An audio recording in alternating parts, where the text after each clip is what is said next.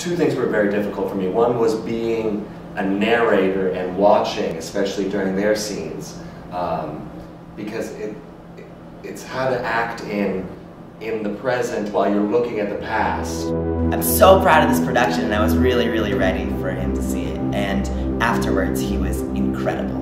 And then so I was just holding it. I was trying to do it like this, and then it actually just cut through. That's how sharp the string is. It's crazy. It just cuts through your clothes too.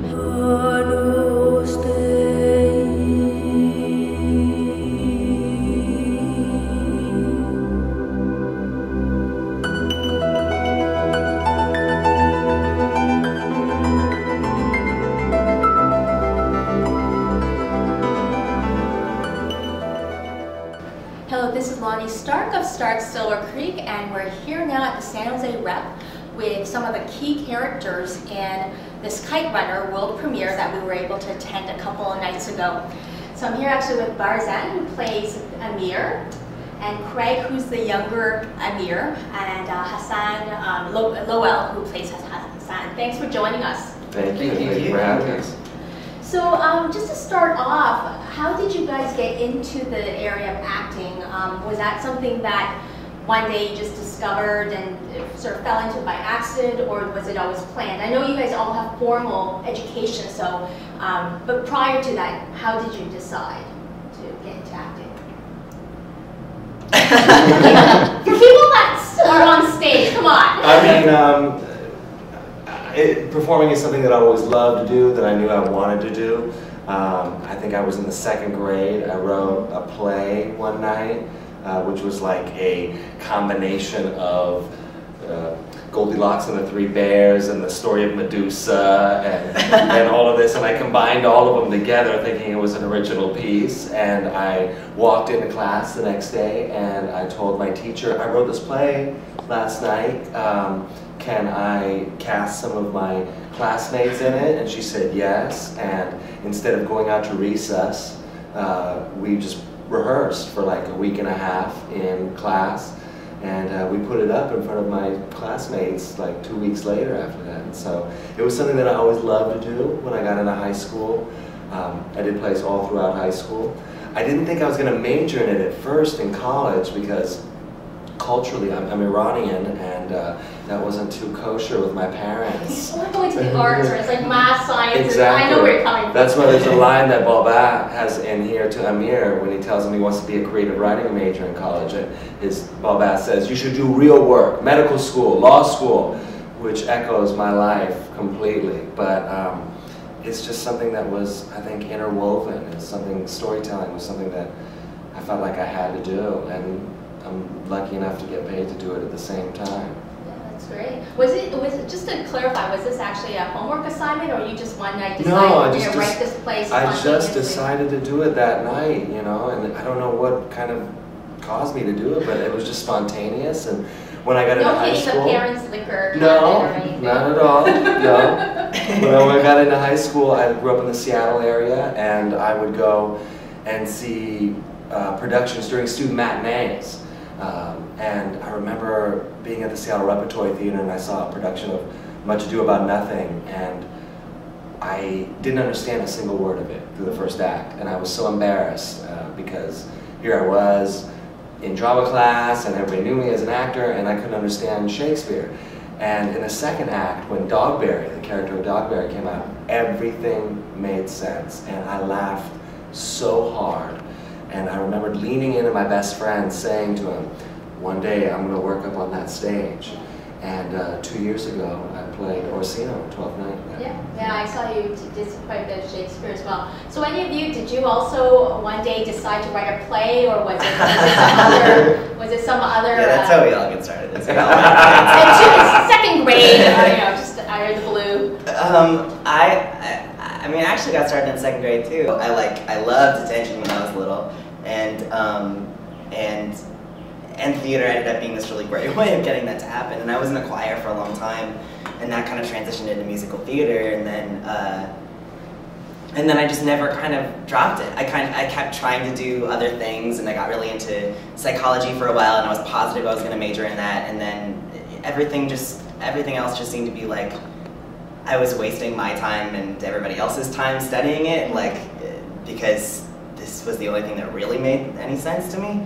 And so yeah, I guess it was planned, but I never really made any sort of decision. I just kind of stuck with it, and I majored in theater. And then the only thing that took me by surprise in my education was when I went, after I graduated from college, I went to clown school at the San Francisco Clown Conservatory, and that I never ever saw coming. But it ended up being, I mean, clowning was the best training I've gotten in performing. I've ever had in performing. It's incredible training, and it's all about how to be honest but much bigger than life at the same time, and that's what all of theater is, really.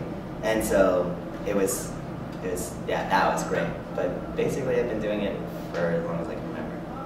But Filipino parents love karaoke, and then they love to show off their kids. Yes. And so I guess they pushed me, like, they're like, oh, you can sing. And so they kept on, like, go sing, or like do something, do a trick for us. So I guess I got the bug.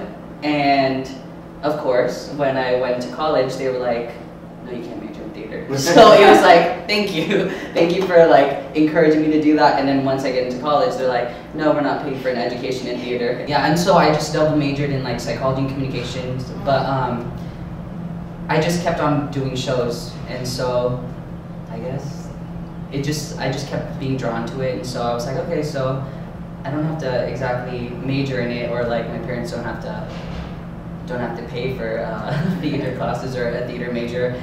I just sit on the side, and my mom is like, look at my son's in the newspaper. Now she's like all excited, and she's telling everyone, and I'm like, Mom, you were not that supportive like a month ago, and now it's like, yeah.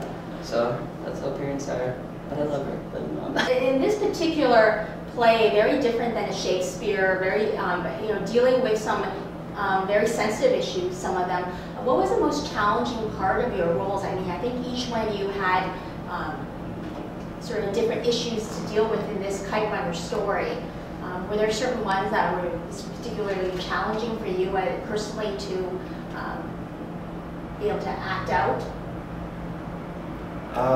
Well, I guess, I would say that it is actually very close to Shakespeare, because it is such an epic story that it goes through. And even though Shakespeare wrote 400 years ago, all the questions and things that he was pondering are the same things that we deal with today: love, jealousy, hate, redemption.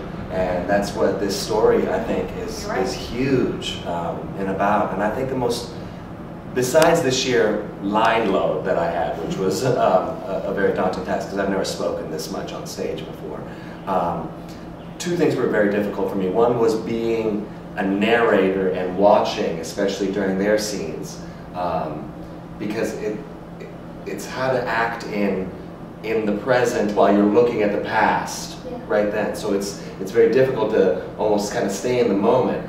But the part of it that was the most difficult for me is I can think of elements in my life where I've thought about the past, and if it was playing right in front of me, I would want to change it. I want to do something to change it, and that's what I go through every night when I watch how Craig's Amir treats Lowell's Hassan when they're young.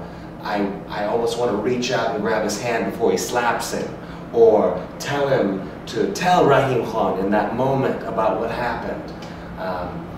But things had to occur the way that they did in order for you to be the person that you are now. The first line of the play is, I am who I am today because of what happened when I was 12 years old. And the story is so painful. I mean, Amir is not a very likable person because of the things that he does and the things that he says.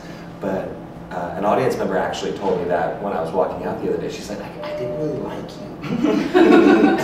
I didn't like Amir. And I was like, that's okay. Yeah. Because as human beings, we're all fallible. And we all have our own hang-ups, our own mistakes. And I think the difference is this Amir shows it to you.